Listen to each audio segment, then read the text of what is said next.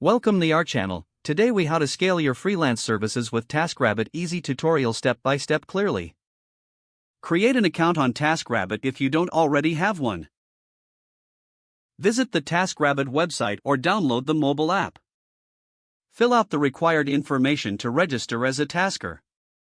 Choose the services you want to offer based on your skills and expertise.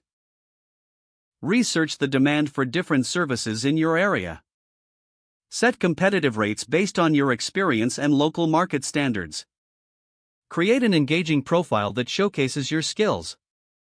Add a professional profile picture to establish credibility. Write a clear and concise bio that highlights your strengths. Include details of your previous work experience to build trust. Specify your availability to help potential clients reach you easily. Optimize your service listings with keywords related to your skills. Use high-quality images if applicable, showcasing your work. Respond promptly to inquiries and messages from clients. Build a strong reputation by delivering excellent service. Encourage satisfied clients to leave positive reviews. Utilize TaskRabbit's features to keep track of your jobs and payments. Consider expanding your services based on client feedback and market trends.